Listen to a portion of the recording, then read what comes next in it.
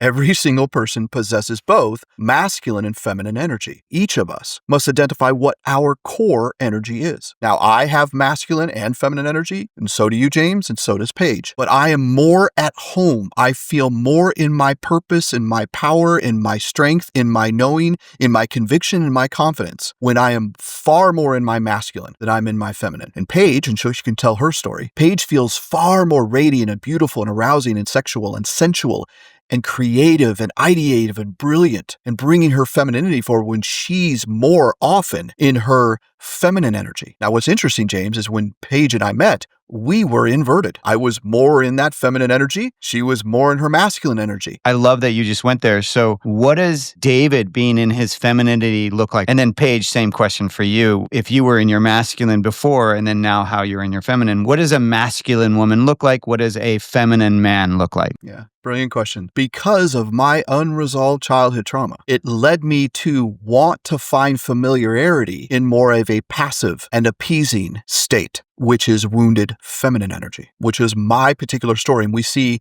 this in the vast majority of men who come to us, is that they're more in their appeasing, passive, they're in codependent, they're in people pleasing, they're desperate for love, they have a fear of being alone, they cannot stand up for themselves, they lack boundaries. This is wounded feminine energy, and that transcends to all of us. We all carry those energetics. For me, though, as a man, I was in that wounded feminine energy far more often than I was in a healthy masculine energy. And so I was the appeasing, I was the nice guy, I was passive, I was overly emotional, my feelings got hurt, I took everything personal, I would complain without a purpose or a plan. And so I would then, because of the law of polarity, I would attract women more in their wounded masculine energy, and what we refer to as an inverted marriage or relationship dynamic. It's opposite poles, but it's inverted. I was more in an energy, more in my wounded feminine energy that didn't feel right. It wasn't. It was off kilter. It was misaligned. Why? Because of my unresolved childhood trauma. That's how we connect these two ideas. That's what makes our process proprietary. That's what makes our process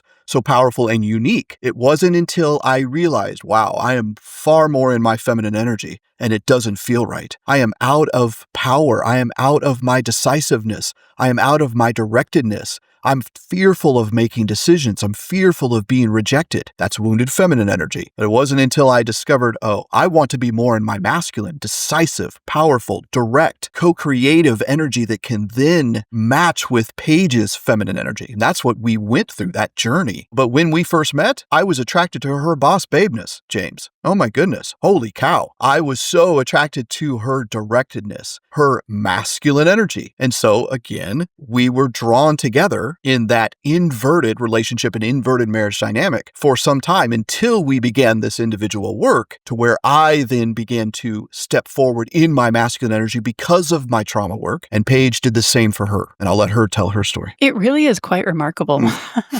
I love reflecting back on the beginning of how we met just because it makes sense. The attraction was there, but that's what we actually call a trauma bond. Exactly. Because my trauma was attracted to his trauma. It worked. It was technically magnetic, but I was not living from a place that felt authentic to me. I feel like I was living in survival mode. And so often we live in those wounded energies as our form of protection. These are coping mechanisms, coping strategies. And ultimately we find ourselves backed into a corner until we realize, wait a minute, why am I like this? How do I want to feel instead? Just as David mentioned, I was all the way in my boss babe era.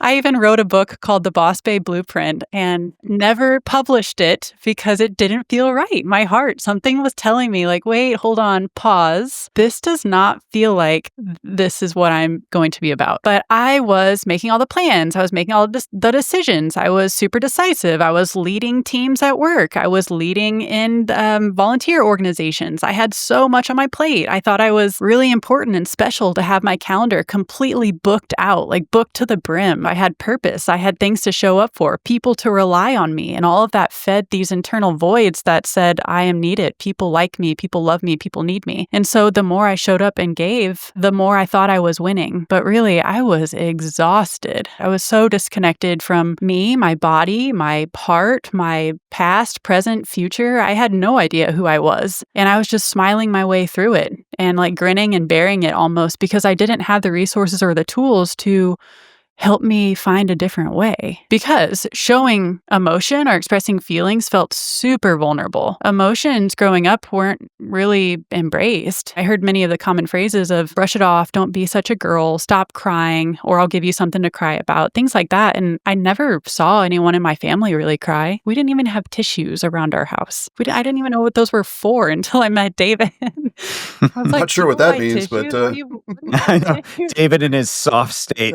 Now I'm bringing her to tears. Wow, I thought they were for stuffing my bra. What's going on here? Yeah, I found myself in this, recurring cycle of relationships where I felt like I was wearing the pants in my relationships. And I kept wanting my partners to step up, come on. Like, I don't want to be doing all of this. That longing is ultimately what continued to drive my exploration forward. Then quickly realizing that all of it's related. So my wounded masculine energy that I was so strong and prominent in, that was my body's way of adapting to exactly what it needed to do in order to fill these voids, these emotional internal voids. When I started healing my trauma is when it felt safe to be more genuine in my expression with my feelings. Because before that felt too showy or like I was going to get judged for, fabricating happiness. You couldn't be too happy growing up, Otherwise, it's like, ooh, what's wrong with them? They're trying to show off. What do they have that we don't? And so you quickly became an outsider just for simply being happy. I would kind of suffocate that and make sure that I wasn't too pompous, overly expressive in any way. I was very even keel. People told me I was cool as a cucumber because there was very little that would ruffle my feathers. I was super attracted to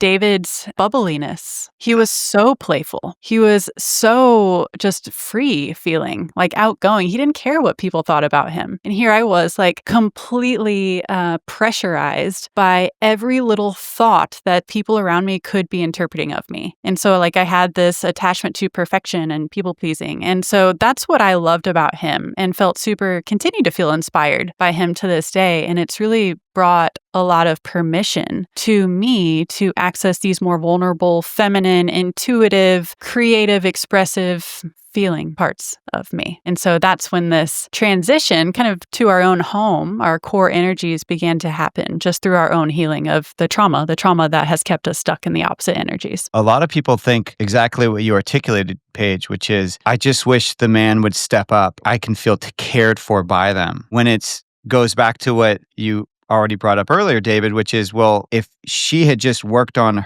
her trauma around masculinity and she stepped more into her feminine, then the masculinity in the man would come out more. They would almost serve each other, but not because he did something to please you, but because you individually took care of yourselves. That's precisely the conundrum that we face with so many people across the planet, is they ask the question, so who goes first, chicken or the egg? Does the man step forward in his masculine and that puts his wife in her feminine? Or does the wife need to recede and surrender and soften into her femininity so then he can step up? And the answer is neither and both.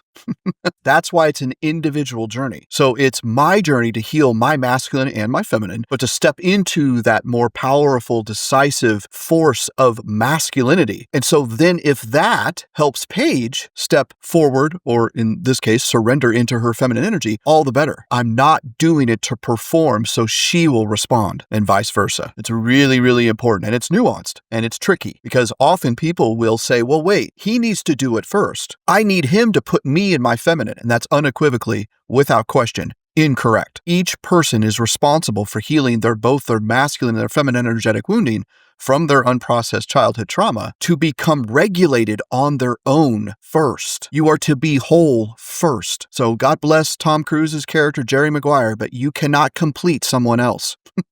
That is a myth. That is evidence of codependency. So it's my responsibility to continue my healing journey on my own. And the bonus is that I can show up as a better version of a man first for myself, but then for Paige and for the kids and for everyone else. But my healing is not dependent on Paige, and Paige's healing is not dependent on me.